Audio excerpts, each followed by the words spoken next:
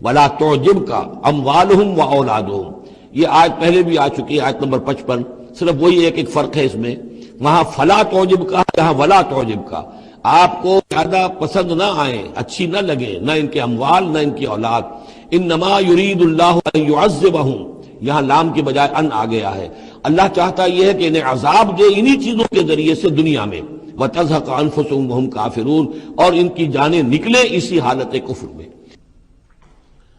وَإِذَا أُنزِلَتْ سُورَةٌ أَنْ آمِنُوا بِاللَّهِ وَجَاهِدُوا مَعَ رَسُولِهِ اسْتَأْذَنَكَ أُولُو الطَّوْلِ مِنْهُمْ وَقَالُوا ذَرْنَا نَكُن مَعَ الْقَاعِدِينَ رَضُوا بِأَن يَكُونُوا مَعَ الْخَوَالِفِ وَطُبِعَ عَلَى قُلُوبِهِمْ فَهُمْ لَا يَفْقَهُونَ۔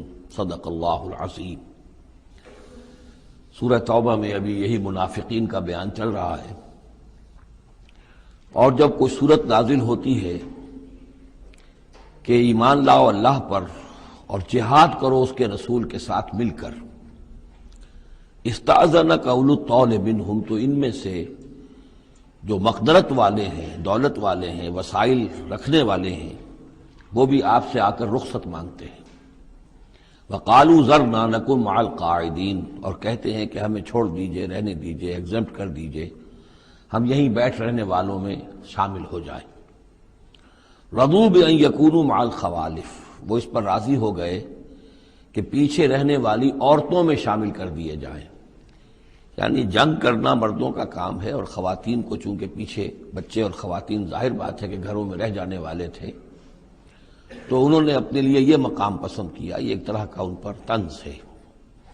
رضوا بأن یکونوا مع الخوالف وطبع علی قلوبہم فہم لا یفقہون، تو ان کے دلوں پر مہر کر دی گئی اور اب وہ سمجھ نہیں سکتے۔ لیکن الرسول والذین آمنوا معہ، اس کے برعکس اللہ کے رسول صلی اللہ علیہ وسلم اور جو لوگ ان کے ساتھ ایمان لائے، جاہدوا باموالہم وانفسہم، انہوں نے جہاد کیا اللہ کی راہ میں، اپنے اموال سے بھی، اپنی جانوں سے بھی۔ وَأُولَٰئِکَ لَهُمُ الْخَيْرَاتُ، یہ وہ لوگ ہیں جن کے لیے بھلائیاں ہیں، خوبیاں ہیں، نیکیاں ہیں، اچھا اجر ہے۔ وَأُولَٰئِکَ هُمُ الْمُفْلِحُونَ، اور یقیناً یہی لوگ ہیں فلاح پانے والے، آخری منزل مراد کو پا لینے والے۔ فلاح کے لفظ پر انشاءاللہ تفصیلی گفتگو جو ہے وہ سورہ مومنون کے شروع میں ہوگی۔ یہ ایک بڑی اہم اصطلاح ہے قرآن کی، میں نے اب تک اس کا ترجمہ بس اسی طریقے سے اسی لفظ کے ساتھ کیا ہے۔ اعد اللہ لہم جنات تجری من تحتہا الانہار خالدین فیہا، اللہ تعالیٰ نے ان کے لیے ان باغات کو تیار کیا ہے جن کے دامن میں یا جن کے نیچے ندیاں بہتی ہوں گی، جن میں وہ ہمیشہ ہمیش رہیں گے۔ ذالک الفوز العظیم، اور یہ بہت بڑی کامیابی ہے۔ وجاء المعذرون من الاعراب لیؤذن لہم، اور آئے آپ کے پاس بہانے بنانے والے بدو بھی، مدینے کے لوگوں کا تذکرہ ہو رہا تھا، اب ظاہر بات ہے یہ نفیر عام تھی، اعلان عام تھا، تو اب جو بھی آس پاس تھے، جو دیہات میں رہنے والے مسلمان تھے، ان پر بھی یہ حکم جو ہے عائد تھا، تو ان میں سے بھی لوگ آئے اور رخصت طلب کرنے لگے۔ جاء المعذرون من الاعراب، اعراب اعرابیون کی جمع ہے، وہ جو لوگ بادیہ نشین بدو، لیؤذن لہم، کہ انہیں بھی اجازت دے دی جائے، انہیں بھی رخصت دے دی جائے۔ وقعد الذین کذبوا اللہ ورسولہ، اور بیٹھ رہے وہ لوگ جنہوں نے کہ جھوٹ کہا تھا اللہ سے اور اس کے رسول سے، وعدے جو کیے تھے وہ جھوٹ نکلے، یا یہ کہ جو عذر ان کر رہے وہ جھوٹا ہے۔ سیصیب الذین کفروا منہم عذاب علیم، ان قریب ان میں سے جو لوگ کفر پر اڑ جائیں گے، یا جو لوگ فی الواقع کفر کی حد کو پہنچ گئے ہیں، ان کے لیے دردناک عذاب ہے۔ لیس علی الضعفاء، کمزوروں کا معاملہ یہ نہیں ہے، ان پر کوئی ذمہ داری نہیں ہے، کوئی ملامت نہیں ہے، ضعیف ہوں، ولا علی المرضى، نہ ہی بیماروں پر، ولا علی الذین لا یجدون ما ينفقون، نہ ہی ان پر کہ جن کے پاس کچھ خرچ کرنے کے لیے نہیں ہے۔ آخر اتنا لمبا سفر کرنا ہے، تبوک تک جانا ہے، کوئی سواری چاہیے، 4 آدمیوں پر 1 اونٹ ہو، کچھ تو ہو، کہیں تو کچھ نہ کچھ تو ان کو سہارا ملے، ان کے پاس سامان نہیں ہے، پیسہ نہیں ہے۔ لا یجدون ما ينفقون، تو جو لوگ اپنے پاس کوئی اس کی مقدرت نہیں رکھتے اور ساز و سامان نہیں رکھتے، تو ان پر حرج نہیں ہے۔ لیس علی الضعفاء حرج، یہ لیسا کے بعد جو ہے حرج یہاں آیا ہے، ان پر کوئی گناہ نہیں ہے، کوئی الزام نہیں ہے، کوئی ملامت نہیں ہے۔ اذا نصحوا للہ ورسولہ، جبکہ وہ اللہ اور اس کے رسول کے ساتھ مخلص ہوں، دل میں اخلاص ہے، لیکن یہ کہ مجبوری فی الواقع ہے، کوئی ضعیف ہے، بہت بوڑھا ہے، کوئی بیمار ہے، کوئی بالکل یعنی بغیر کسی وسائل کے ہے، ما علی المحسنین من سبیل، ایسے جو محسن لوگ ہیں، جو جن کا دین جو ہے وہ یعنی درجہ احسان کو پہنچا ہوا ہو، ان کے لیے کوئی ملامت نہیں، ان کے اوپر کوئی گرفت نہیں۔ واللہ غفور الرحیم، اور اللہ غفور الرحیم ہے۔ ولا علی الذین اذا ما اتوک لتحملہم، اور نہ ہی ان پر کوئی الزام ہے یا ان پر کوئی گناہ ہے کہ جو آئے آپ کے پاس، جب آئے کہ آپ ان کے لیے سواری کا انتظام کر دیں، لتحملہم، قلتا، تو اے نبی آپ نے فرمایا، لا اجد ما احملکم علیہ، نہیں میرے پاس بھی کوئی سواری کا بندوبست نہیں ہے، میں نہیں پاتا کوئی چیز جس پر کہ آپ کو سوار کر سکوں۔ تولوا، تو مجبوراً وہ لوٹ گئے، وَأَعْيُنُهُمْ تَفِيضُ مِنَ الدَّمْعِ، اور ان کے آنکھوں سے آنسو جاری تھے، حزناً، اس حزن کی وجہ سے، اس رنج اور غم کی وجہ سے، اللہ یجدوا ما ينفقون، کہ ان کے پاس نہیں ہے جسے وہ خود خرچ کر سکیں اور اپنے لیے کسی سواری کا بندوبست کر سکیں۔ ایک طرف یہ جذبہ ہے، چاہتے ہیں، جانا چاہتے ہیں، لیکن مجبوری ہے، اس مجبوری کی بنا پر بھی اگر وہ رک رہے ہیں تو ان کو صدمہ ہے، افسوس ہے، رو رہے ہیں۔ دوسری طرف وہ ہیں جو اولو طول ہیں، ان کے پاس سب کچھ موجود ہے، وسائل و ذرائع ہیں، لیکن جانے کو تیار نہیں۔ انما السبیل علی الذین یستأذنونک وہم اغنیاء، ملامت اور الزام تو ان لوگوں پر ہے کہ جو آپ سے رخصت مانگتے ہیں جبکہ وہ غنی ہیں، مالدار ہیں۔ رضوا بأن یکونوا مع الخوالف، وہ راضی ہو گئے اس پر کہ وہ پیچھے رہنے والی خواتین ہی کے ساتھ ہو جائیں۔ وطبع اللہ علی قلوبہم، اللہ نے ان کے دلوں پر مہر کر دی، فہم لا یعلمون، اور اب وہ صحیح علم سے بے بہرہ ہو چکے ہیں۔ یعتذرون الیکم اذا رجعتم الیہم، اب یعتذرون چونکہ یہ فعل مضارع ہے تو یہ بھی ہو سکتا ہے کہ کر رہے ہیں ترجمہ ہو کہ وہ اب بہانے بنا رہے ہیں یا عذر پیش کر رہے ہیں، اور یہ بھی کہ کریں گے۔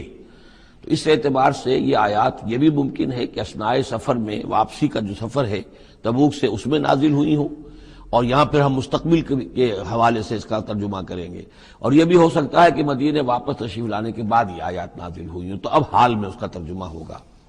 بہانے بنائیں گے وہ لوگ کہ جن کی طرف کہ تم جاؤ گے لوٹ کر، یا بہانے بنا رہے ہیں تمہارے پاس آ کر وہ لوگ کہ جن کے پاس تم آ گئے ہو لوٹ کر، یہ دونوں ترجمے ممکن ہیں۔ قل لا تعتذروا، کہہ دیجئے یا کہہ دیجئے گا کہ اب بہانے مت بناؤ، کوئی عذر مت تراشو، کوئی لیم ایکسکیوزز پیش نہ کرو، لن نؤمن لکم، اب ہم تمہاری بات نہیں مانیں گے۔ قد نبأنا اللہ من اخبارکم، اللہ تعالیٰ نے ہمیں تمہاری خبروں سے پورے طور پر مطلع کر دیا ہے۔ پہلے تو معاملہ یہ تھا تبوک پر جانے سے قبل حضور کا معاملہ کہ وہ اپنی شرافت اور اپنی مروت کے اندر جس نے آ کر جو بات کہی تسلیم کر لی۔ اب چونکہ اس دوران میں یہ ساری آیات اتر چکی ہیں اور اللہ تعالیٰ نے جو کچھ ان کے اندر تھا چھپا ہوا وہ بھی کھول کر بیان کر دیا ہے، تو کہہ دیا گیا کہ اب آپ ڈنکے کی چوٹ کہہ دیجئے، لن نؤمن لکم، اب ہم تمہاری بات نہیں مانیں گے۔ قد نبأنا اللہ من اخبارکم، اللہ تعالیٰ نے تمہاری اخبار پر، تمہاری خبروں پر، تمہاری کیفیات پر ہمیں مطلع کر دیا ہے۔ وَسَيَرَ اللَّهُ عَمَلَكُمْ وَرَسُولُهُ، اب عنقریب مستقبل میں اللہ تعالیٰ تمہارے عمل کو دیکھے گا اور اس کا رسول بھی دیکھیں گے صلی اللہ علیہ وسلم، یعنی آئندہ تمہارا کیا ایٹیچیوڈ رہتا ہے۔ ثُمَّ تُرَدُّونَ إِلَىٰ عَالِمِ الْغَیْبِ وَالشَّہَادَةِ، پھر تمہیں لوٹا دیا جائے گا اس ہستی کی طرف جو کھلے اور چھپے کی جاننے والی ہے۔ فَيُنَبِّئُكُم بِمَا كُنتُمْ تَعْمَلُونَ، تو پھر وہ تمہیں جتلا دے گا جو کچھ کہ تم کرتے رہے تھے۔ سَيَحْلِفُونَ بِاللَّهِ لَكُمْ إِذَا انقلبتم، یہ یقیناً قسمیں کھا کھا کر، حلف اٹھا کر اللہ کا کہیں گے جبکہ تم ان کی طرف لوٹ جاؤ گے یا آ گئے ہو، الیہم لتعرضوا عنہم، تاکہ آپ اعراض کریں، تاکہ مسلمانوں ان کو چھوڑ دیں، ان سے کوئی باس پرس نہ کریں، انہیں کوئی صدا نہ دیں، اعراض کریں۔ فاعرضوا عنہم، ٹھیک ہے ان سے اعراض کرو، ان سے آپ توجہ جو ہے پھیر لیجئے۔ انہم رجس، یقیناً یہ لوگ ناپاک ہیں۔ وماواہم جہنم، اور ان کا ٹھکانہ آگ ہے۔ جزاء بما کانوا یکسبون، بدلہ اس کا جو یہ کمائی انہوں نے کی ہے۔ یحلفون لکم لترضوا عنہم، یہ جو قسمیں کھا رہے ہیں مسلمانوں تمہارے پاس آ کر، اس لیے تاکہ تمہیں راضی کر لیں، تم ان سے راضی ہو جاؤ۔ اس لیے کہ ظاہر بات ہے کہ ایک معاشرہ تھا، مدینے میں رہتے تھے، ان کے بھائی بند تھے، ان کے دوست تھے، احباب تھے، اوس اور خزرج کے اندر رشتہ داریاں تھیں، تو اب بالکل آؤٹ کاسٹ ہو جانا معاشرے میں،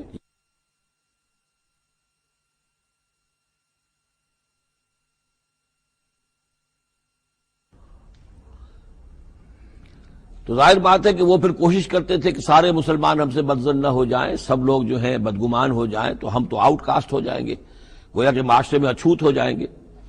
تو وہ آ کے لوگوں سے ملاقاتیں کر کر کے پھر ان کو بتاتے تھے کہ نہیں، ہمارا تو یہ عذر تھا، یہ مجبوری تھی، ہماری نیتوں پر شک نہ کرو۔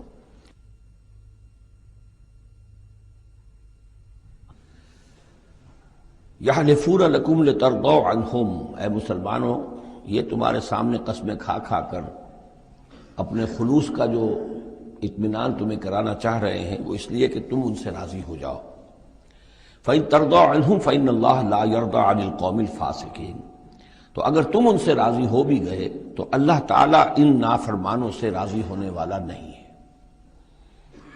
الْأَعْرَابُ أَشَدُّ كُفْرًا وَنِفَاقًا، بدو لوگ جو ہیں دیہاتی بادیہ نشین وہ کفر اور نفاق میں اور بھی زیادہ سخت ہیں۔ ذرا ہلکی کروا آواز۔ وَأَجْدَرُوا أَن لَّا يَعْلَمُوا حُدُودَ مَا أَنزَلَ اللَّهُ عَلَيْهِ عَلَىٰ رَسُولِهِ، اور زیادہ لائق ہیں اس کے کہ ناواقف ہوں اس چیز کی حدود سے اور اس چیز کی تفاصیل سے کہ جو اللہ تعالیٰ نے اپنے رسول پر نازل فرمائی۔ یعنی مدینے والے تو پھر بھی حضور کی صحبت سے فیضیاب ہوتے ہیں، مختلف مواقع پر انہیں تعلیم کا سلسلہ حاصل ہے، جمعے کے خطبے ہوتے ہیں، حضور کا نصیحت کا معاملہ چلتا رہتا ہے۔ تو ظاہر بات ہے کہ جو لوگ ان چیزوں سے بھی محروم ہیں، بادیہ نشین ہیں، شاذ کبھی کوئی آیا مدینے میں تو حضور سے کی صحبت سے فیضیاب ہو گیا، لہذا فطری طور پر، معقول اور منطقی طور پر کفر اور شرک، کفر اور نفاق ان میں جو ہے وہ شدید تر ہے۔ واللہ علیم الحکیم، اور اللہ تعالیٰ سب کچھ جاننے والا اور کمال حکمت والا ہے۔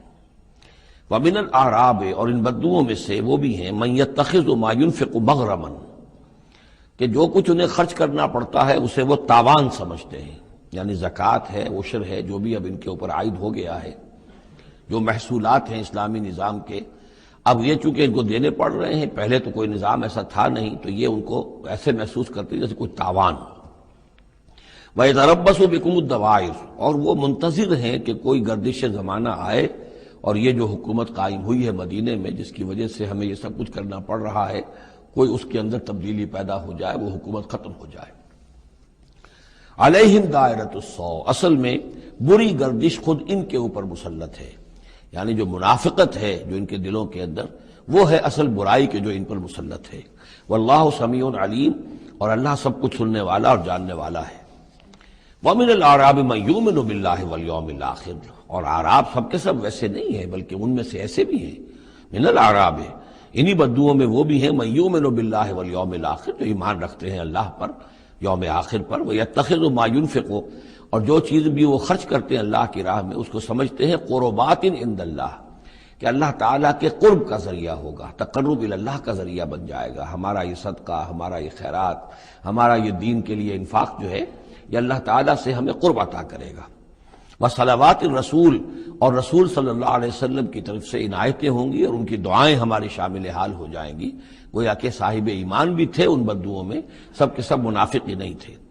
الا انہا قربۃ لہم، آگاہ ہو جاؤ، ہاں ان کا یہ انفاق، اللہ کی راہ میں خرچ کرنا، یقیناً ان کے لیے باعث تقرب ہے اللہ کے لیے، اللہ کے نزدیک۔ سیدخلہم اللہ فی رحمتہ، ان قریب اللہ تعالیٰ انہیں اپنی رحمت میں داخل کرے گا۔ ان اللہ غفور الرحیم، یقیناً اللہ تعالیٰ معاف فرمانے والا، رحم فرمانے والا ہے۔ اب جو مضمون آ رہا ہے 13ویں رکوع میں، اس میں کیٹیگرائز کیا جا رہا ہے کہ اہل ایمان جو تھے اس وقت، یا یوں سمجھیے کہ جو مسلمان تھے ان میں کیا حفظ مراتب کا معاملہ کیا تھا۔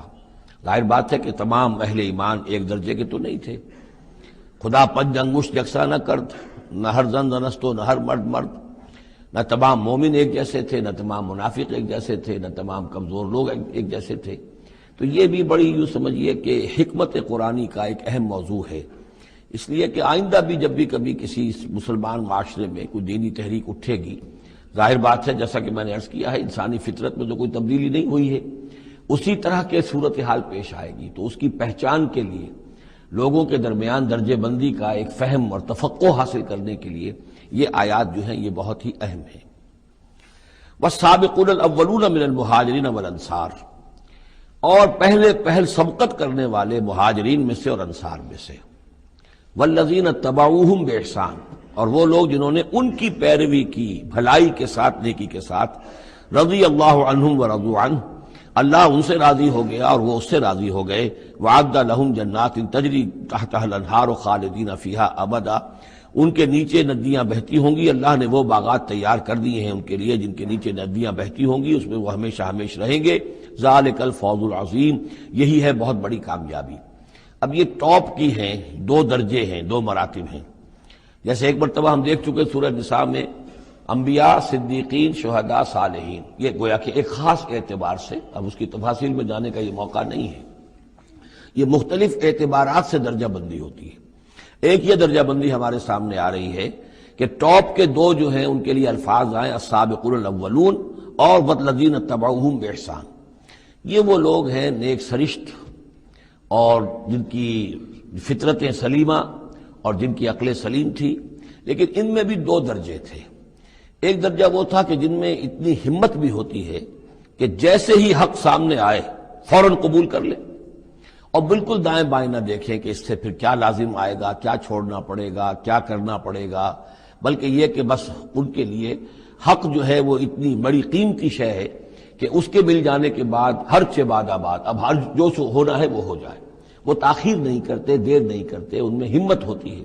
وہ یہ نہیں دیکھتے کہ اس پگڈنڈی پہ چلنے والے تو کوئی ہے ہی نہیں، بلکہ یہ کہ اگر پہلے ہی میں کیسے چھلانگ لگا دوں، کیسے میں چل پڑوں، کوئی مجھے آگے چلتا ہوا نظر ہی نہیں آ رہا ہے، بلکہ ان کے اندر وہ ہمت ہوتی ہے۔ یہ ایک مزاج اللہ تعالیٰ نے لوگوں کے بنائے ہیں، جیسا کہ حضور نے فرمایا الناس کالمعادن، جیسے معدنیات ہیں، اب سونے کی اور جو ہے اس کو صاف کریں گے تو سونا بنے گا، چاندی کی اور کو کتنا ہی صاف کر دیں سونا تو نہیں بنے گا، وہ چاندی ہی بنے گی۔ تانبے کی اور ہے، کتنا ہی آپ اس پر محنت کر لیں، وہ آپ اچھے سے اچھا تانبا اس میں سے نکال لیجئے، لیکن یہ کہ ظاہر بات ہے کہ وہ سونا تو نہیں بنے گا۔ اسی طرح الناس کالمعادن، لوگوں کا معاملہ بھی یہ ہے کہ ان کی بھی اللہ تعالیٰ کی طرف سے جو ان کی طبائع بنائی گئی ہیں جس طرح کی، ان کے اندر فرق و تفاوت ہے۔ تو کچھ لوگ وہ ہیں السابقون الاولون، فوراً حق کو قبول کرنا، بے خطر کود پڑنا، بے خطر کود پڑا آتش نمرود میں عشق، عقل ہے محو تماشائے لب بام ابھی۔ کچھ دوسرے لوگ ہوتے ہیں سلیم الفطرت بھی ہیں اور ان کو بھی بات سمجھ میں آ گئی ہے، لیکن ہمت میں تھوڑے سے کم ہوتے ہیں۔ پہلے ذرا کچھ لوگ آگے چل کے معلوم ہو جائے کہ ایک دو آدمی آگے بھی جا رہے ہیں تو آج راستہ ہوگا، یہ آخر جو چل رہے ہیں یہ لوگ، اگر انہوں نے ہمت کر لی ہے تو چلو ہم بھی ہمت کریں۔ تو والذین اتبعوہم باحسان، جو ان کے پیچھے چلے، ان کا اتباع کیا، لیکن کیا نیک نیتی سے، اس میں کوئی خلل نہیں، کوئی فساد نہیں، وہ بات باقی ساری ٹھیک ہے، بس تھوڑی سی اس کو کہنا چاہیے کہ جس کو ہمت کہا جائے، وہ ہمت کے اندر جو ہے ہمت مرداں، وہ اس کے اندر کوئی کمی ہے۔ لیکن ان دونوں کو بریکٹ کر لیا ہے، السابقون والسابقون الاولون من المہاجرین والانصار۔ اچھا یہ بھی نوٹ کر لیجئے کہ انصار تو ایمان لائیں 10-11 سال کے بعد۔ اب ظاہر بات ہے کہ متبعین باحسان جو مہاجرین کے ہیں وہ زمانی اعتبار سے انصار سے پہلے ایمان لائے ہیں، لیکن مزاج کا معاملہ ہوتا ہے۔ انصار میں سے بھی بعض وہ تھے فوری طور پر انہوں نے قبول کیا اور اسی طرح کیا، یکسو ہو گئے، ہر چہ بعد آباد کشتی درآب انداختے۔ تو یہ مزاج کی بات ہے، اس کا زمانے سے تعلق نہیں ہے، یہ مزاج کی بات ہے۔ کسی بھی وقت اور آئندہ بھی ہمیشہ ایسا رہے گا، کچھ لوگ ایسے ہوں گے کہ جو حق کو قبول کرتے ہیں اور پھر قطعاً نہیں پرواہ کرتے، دائیں بائیں نہیں دیکھتے، کوئی آ رہا ہے یا نہیں آ رہا، کوئی ساتھ دے رہا ہے یا نہیں دے رہا ہے، کچھ نہیں، کوئی خطرات ہیں، کوئی مشکلات ہیں، کوئی مصائب آئیں گے، ہر چہ بعد آباد۔ کچھ لوگ ہیں جو ذرا دائیں بائیں دیکھ کر تھوڑا سا چلتے ہیں، ان کی ہمت جو ہے اتنی نہیں ہوتی۔ والسابقون الاولون من المہاجرین والانصار والذین اتبعوہم باحسان رضی اللہ عنہم ورضوا عنہ وعد لہم جنات تجری تحت الانہار خالدین فیہا ابدا ذالک الفوز العظیم وممن حولکم من الاعراب منافقون۔ اب یہ ایک طرف تو یہ ٹاپ کے دو اور ایک اب بالکل نیچے جا کر، اور جو لوگ تمہارے آس پاس آباد ہیں، جو بدوؤں میں، جو بادیہ نشین ہیں، ان میں منافق ہیں، ومن اہل المدینہ، اور نہ صرف ان میں ہیں، اہل مدینہ میں بھی ہیں۔ مردوا علی النفاق، یہ لوگ وہ ہیں جو نفاق پر اڑ چکے ہیں۔ اب یعنی ان کا نفاق جو ہے جیسے ٹی بی کی 3rd سٹیج ہوتی ہے کہ جس کے بعد پھر امید نہیں ہوتی کہ شفا ہو جائے گی، یہ پرانی زمانے کی باتیں ہیں، اب تو ٹی بی لا علاج مرض نہیں رہا، پہلے کی بات ہے۔ لیکن یہ کہ یہ اس جو مرض ہے نفاق کا، ان کا اس تیسری سٹیج کو پہنچ چکا ہے۔ مردوا علی النفاق لا تعلمہم، آپ انہیں نہیں جانتے، نحن نعلمہم، ہم انہیں جانتے ہیں۔ سنعذبہم مرتین، ہم انہیں بار بار عذاب دیں گے. ان کے لیے تو عذاب روز کھڑا تھا، روز مطالبہ آتا تھا نکلو اللہ کی راہ میں، روز جھوٹ بولنا، روز قسمیں کھانی، روز کسی نہ کسی طریقے سے بہانے بنانا. ان کی زندگی ضیق میں تھی، یہ نہیں تھا کہ وہ اس طریقے سے آرام سے تھے. ثم یردون الی عذاب عظیم، اور پھر ان کو لوٹا دیا جائے گا ایک بہت بڑے عذاب کی طرف، وہ آخرت کا عذاب ہے. اس کے بعد اب درمیان میں پھر دو کیٹیگریز آ رہی ہیں. وہ لوگ کہ جو کچھ نیمے درو نیمے برو ہیں، منافق نہیں ہیں لیکن ہمت کی بہت کمی ہے، کچھ چلنا چاہتے بھی ہیں، کچھ نہیں چل پاتے ہیں، کچھ چلتے ہیں لیکن کبھی کبھی کسی سے غلطی بھی ہو جاتی ہے، کوئی ہمت بھی کرتے ہیں لیکن کبھی کوئی غلبہ ہو جاتا ہے، کوئی کسل ہو جاتا ہے، کوئی سستی طاری ہو جاتی ہے. اب ان کی کیٹیگری آ رہی ہے، لیکن ان کو بھی دو حصوں میں تقسیم کریں گے. وَآخَرُونَ اعْتَرَفُوا بِذُنُوبِهِمْ، اور کچھ لوگ اور ہیں جو اپنے گناہوں کا اعتراف کرتے رہتے ہیں، اپنی کوتاہیوں کا. جھوٹ نہیں بولتے، جھوٹا بہانہ نہیں بناتے، جھوٹی قسم نہیں کھاتے. ہم سے خطا ہو گئی، ہم سے غلطی ہو گئی، واقعتاً ہم سے کوتاہی ہوئی ہے، واقعتاً ہم اپنے اہل و عیال کے اندر مصروف ہو کر اور اپنے فرائض کی ادا کرنے میں کوتاہی کا ثبوت دیتے رہے ہیں. یہ اعتراف، جب تک اعتراف ہوگا نفاق نہیں شمار ہوگا.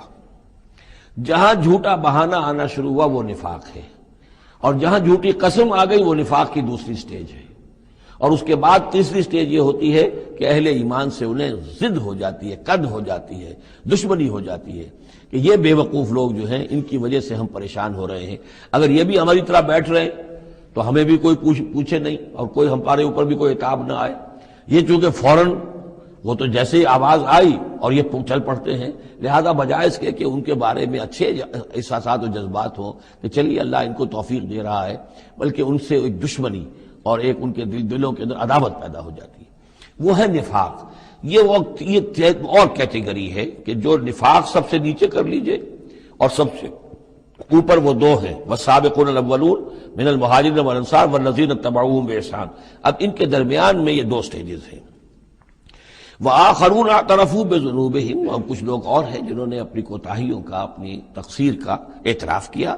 خلطوا عملا صالحا وآخر سیئا، انہوں نے کچھ گڈمٹ کیا ہوا ہے، نیک کام بھی کرتے ہیں، اثار بھی کرتے ہیں، انفاق بھی کرتے ہیں، لیکن یہ کہ کبھی کوئی غلط کام بھی کر بیٹھتے ہیں، کوئی بری حرکت بھی سرزد ہو جاتی ہے. عسى الله ان يتوب علیہم، اللہ تعالیٰ امید دلاتا ہے کہ اللہ تعالیٰ ان کی توبہ کو قبول فرمائے گا اور ان کی توبہ جو ہے ان کو توبہ کی توفیق دے گا. ان اللہ غفور الرحیم، یقیناً اللہ تعالیٰ غفور اور رحیم ہے. اس میں شان نزول کے اعتبار سے ایک روایت بھی ہے. حضرت ابو لبابہ تھے رضی اللہ تعالیٰ عنہ اور ان کے کچھ ساتھی تھے، ان سے غزوہ تبوک کے موقع پر یہ کوتاہی ہو گئی کہ کسل کی وجہ سے اور مال اور دنیا میں اپنے مصروفیات اور مشاغل کی وجہ سے نہیں جا سکے. لیکن یہ ہے کہ ان کو شدید فوراً ہی احساس ہو گیا کہ ان سے تو بہت بڑی غلطی ہوئی ہے، بڑی خطا ہو گئی ہے، بڑی کوتاہی ہوئی ہے. اور اس احساس کی وجہ سے اس درجے ان کو اندر جو ہے ندامت کے جذبات پیدا ہوئے کہ انہوں نے اپنے آپ کو مسجد نبوی کے ستونوں سے باندھ لیا کہ اب حضور ہی آئیں گے اور اگر اعلان فرمائیں گے کہ ہماری توبہ قبول کر لی ہے اللہ تعالیٰ نے اور اپنے دست مبارک سے ہمیں کھولیں گے، تب ہم یہاں سے آزاد ہوں گے، ورنہ ہم یہیں پر اپنی جانیں دے دیں گے، اپنے آپ کو باندھے رکھیں گے ان ستونوں کے ساتھ.